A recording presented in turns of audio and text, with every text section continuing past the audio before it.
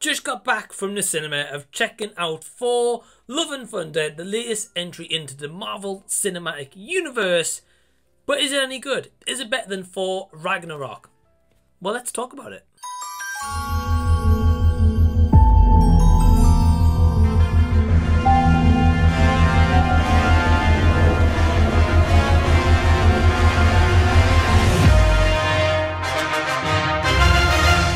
Hey everyone, what's going on? Welcome to the channel. Thank you so much for tuning into this movie review. If you're brand new, all I ask is to press the red subscribe button. But if you're coming back once again, I thank you so much for just taking the time to check out this video. So for Love and Thunder, let's get directly and straight into it. Once again, directed by Taika Waititi, who found big success with Thor Ragnarok and definitely was a revitalization to the Thor franchise that we really needed, in my personal opinion. With this movie, I was very curious about which direction they were going to go, how his direction style, and how he's going to try differ that towards what we just saw in the last outing with Ragnarok.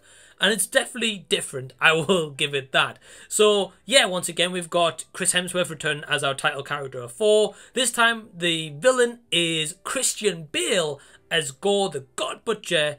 In the trailers, it also shows that Natalie Portman returns here as Jane Foster / Mighty Thor. We've also got Tessa Thompson as Valkyrie, Taika Waititi voices Korg, and so forth.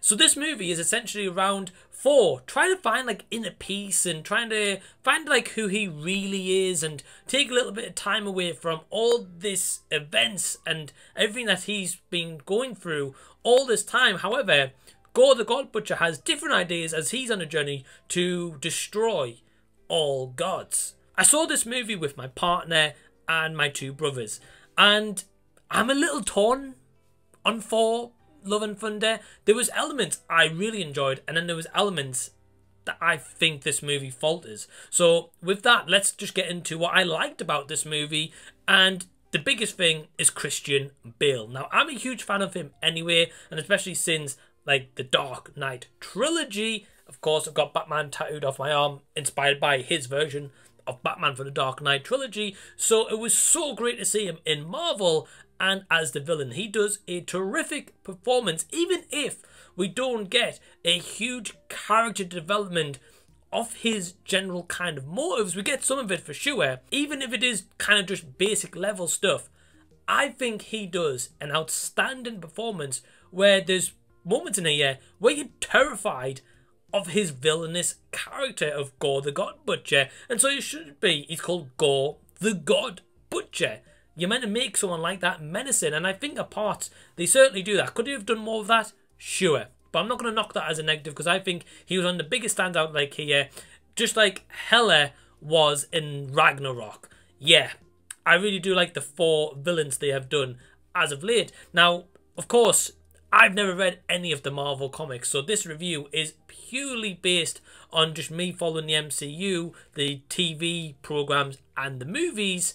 Yeah, Chris Hemsworth, once again, as Thor, is awesome. He definitely has this role down to a T, and I will say, he's definitely the biggest he's ever been playing Thor. He is so muscly, but I do know that he was filming a movie where he's portraying like Hulk Hogan, like in the early 80s and 90s, I believe. So it may have been around the same time, but yeah, his arms are definitely bulging in this movie. But yeah, Chris Hemsworth, as always, is awesome.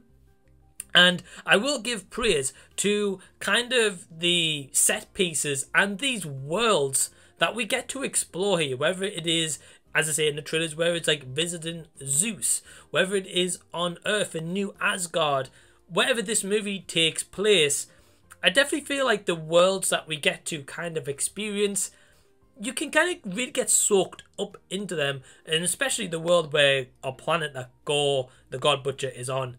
Yeah, that is definitely one of my absolute favourites.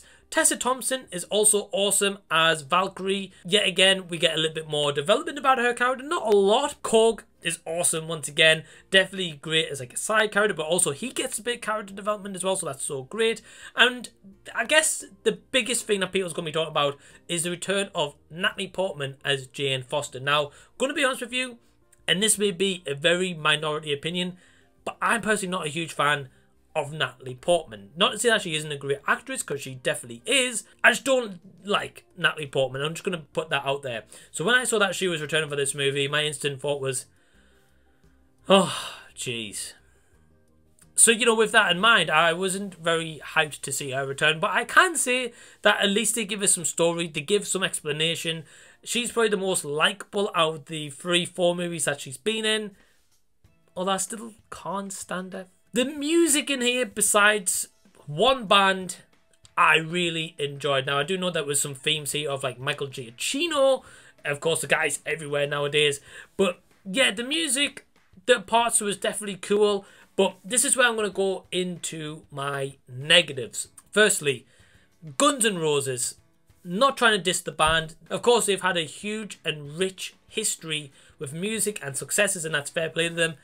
But I'm not a fan of Guns N' Roses. Sweet Child of Mine, Welcome to the Jungle. Those songs are overused to shit. They really, really are. And they throw them in this movie, and I wish they'd used better music choices. I really, really do. When I heard them, I was like, oh, jeez, not again. Not this song and yet another movie. But at the end of the day, there was a music choice. So, yeah, one of my biggest negatives is Natalie Portman. I'm not a fan of her. Again, I appreciate that they brought her back and kind of give her a bit more story for this movie, but wasn't a fan. This movie could have definitely done without her. And I also think one of the biggest issues is, for me, is a lot of the dialogue in this movie feels very forced comedy. There's a lot of times I didn't laugh.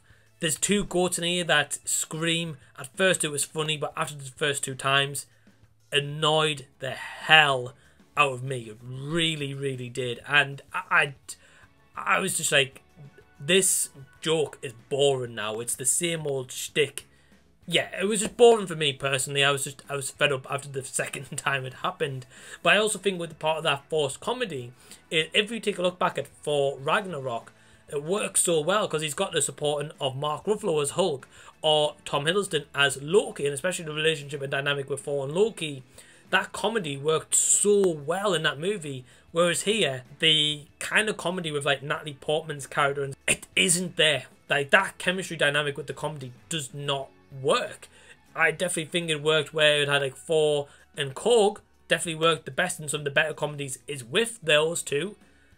But yeah, the forced comedy took me out of a little bit. Sometimes it was trying to be too goofy, and especially with what they do with Zeus. Now, I'm not going to spoil it for you, because if you haven't seen this movie, I don't want to spoil it at all. But the direction that they took with the gods, pathetic. Really, really is. Maybe in the future with this whole god and ancient themes that they're going with, whatever, they could definitely redeem it in, like, say, like Moon Knight. They took it more seriously in there. It was, like, well done in that regard with that. But here, just pathetically done. I wasn't a fan of it at all. And yeah, this movie, it was parts where it was entertaining. Every time Christian Bale was on the scene, he stole this movie for me. Yeah, besides that, I left this movie feeling, you know, I thought that this was an okay entry. I was entertained, but ultimately, yeah, just didn't hit the nail for me. And for me, I can honestly say that I personally don't think it's as good as Ragnarok. Although I will admit, it's certainly a popcorn movie and eating sweets and stuff. So my overall score is a 7 out of 10.